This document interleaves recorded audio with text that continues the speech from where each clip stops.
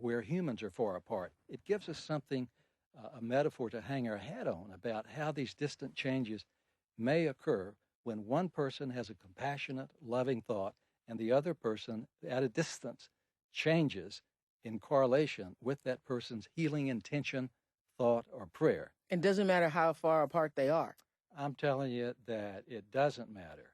And this has been proved extensively. You know, one of the things that we draw from these experiments is that prayer works as well from the other side of the earth as it does at the bedside.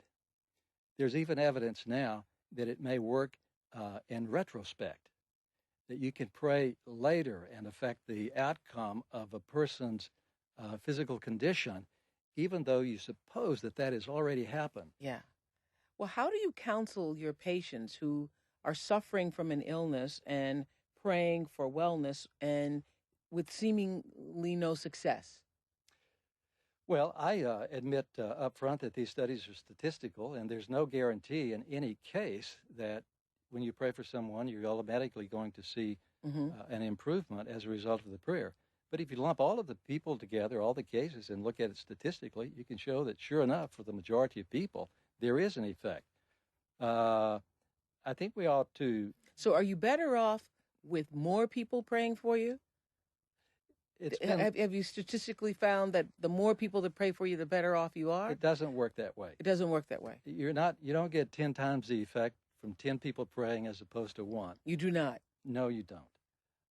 If I had to select one quality which overrides the number of people praying or even how long they pray, it would be the intensity and the genuineness and the authenticity of love that the praying person has. Mm-hmm. Over and over, we see that again in healing words. Yeah, exactly. Mm-hmm. And I think we have intimations. It's not the amount; it's the quality of the one. And genuineness and sincerity. Yeah. You know, in real life, we say we pray for our loved ones, right? Yes. Mm-hmm. That means we pray unconditionally. We will pray for them no matter what. Why? Because we care for them. And if you talk to healers, Oprah, they'll tell you this. They'll say, it's not the words you use or how long you pray. You've just got to feel it in your heart. And over again, this issue of depth and sincerity and love and compassion rise to the top. Yeah, there's something about it, the quality of prayer, that I have found for myself, Larry, that there's a praying where you are praying in fear. And I know many of you are listening. You've prayed the prayer, you're praying. But while you're praying, you're afraid already that the prayer isn't going to be answered. Yeah. You're afraid already. The energy of the prayer is coming from a fearful place. Right. I have found that when you can surrender yourself in prayer, surrender while making the request, but surrender to a will greater than your own, that there is a greater sense of alignment and peace even in the prayer. Yes. Yeah. Yeah. Yeah. And it has more zip and more pizzazz. Yeah. There's power, and you can feel that. Yeah, and it's not just gimme, I need, please. I just really don't like gimme prayers. I've got to tell you, when I first started writing about this, the role of prayer, I decided that I had to put this to use in my own practice of internal medicine. And so I invented my own prayer ritual where I would go into my office earlier every morning and pray for the patients I was about to make rounds on in the hospital and who would be coming to my office that day. And never once over many years did I ever pray for anything specific, like may the heart attack go away or I want this cancer to be healed. I simply adopted a may thy will be done approach. And I think this captures the surrender aspect that you just mentioned, where you appeal to a higher wisdom greater than your own. As an introvert, an unreconstructed introvert, I have real trouble telling the world what to do.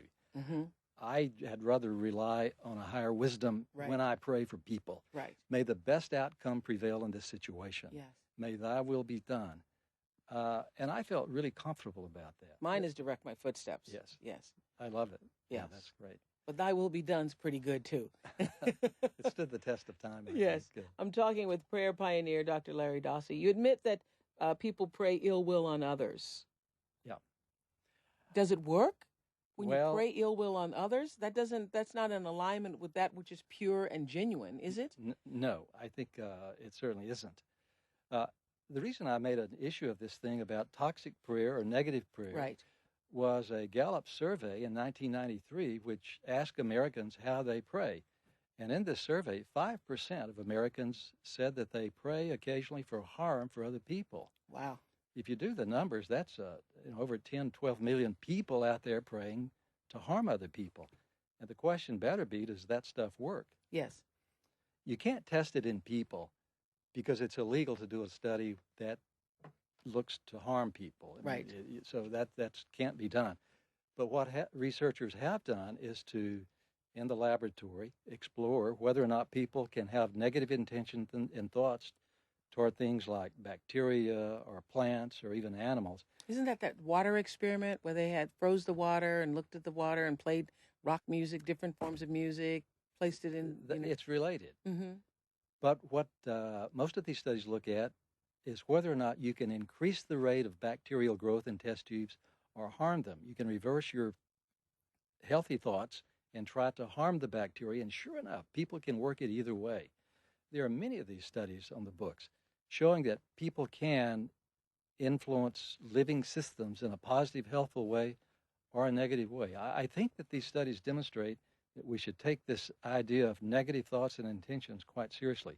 Really? You know, most I would cultures think that do. you would only harm yourself doing that. I would think that that's living in the space where you talk about that's the space of unforgiveness. Yes. Being unforgiving would only harm you because the other person's going on with their lives and you don't have any power over them. I think you hit the nail on the head. And in many shamanic cultures, pre-modern cultures, there is a principle that you better be careful if you pray for harm for other people. Yes. Through curses, hexes, or spells or something like that, because of what's been called the boomerang effect. Right. This can come back and harm you and leave the other person unscathed. Mm-hmm. And so in folk cultures, this is accepted that this does rebound to the person occasionally if they try to harm other people.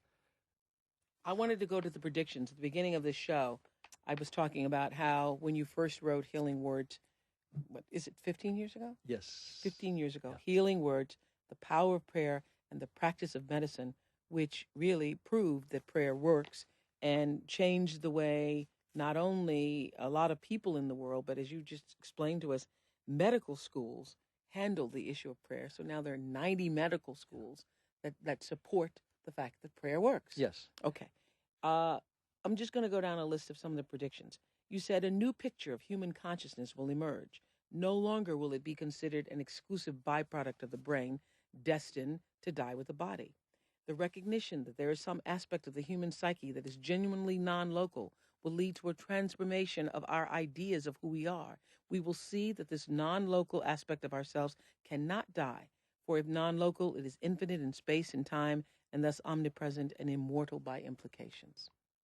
You know, for me, this is the richest implication of the whole deal. I'm all for praying for people to get better, and indeed they do, statistically speaking. But this is more than just another tool in our black bag as doctors. Yes. You know, the idea that we have some quality of consciousness that is non-local is the word I love, but that's just a fancy word for infinite. We have some capacity to reach out through space and time to make a difference in the world. So these studies affirm the idea of the soul, and they point like an arrow to the possibility of survival of bodily death. I think this is the most significant outcome of this whole area of investigation. You know, our culture has been, I think, severely damaged by this assumption that it's all over with the death of the brain and body. Yeah. Total annihilation. That's the assumption of modern biology. These studies, the healing studies, point to something different. You also say that this soul-like quality of human beings will no longer be just an assertion of religions to be accepted only through blind faith. It will be considered a legitimate implication of rational, empirical science. This is so exciting. Isn't What it? we have here is a bridge between science and theology, which for generations, have fought each other bitterly over turf battles and so on. But this offers an opportunity not for a total blending. I don't think we ought to try to homogenize science and spirituality, but at least a coming together, a shaking of hands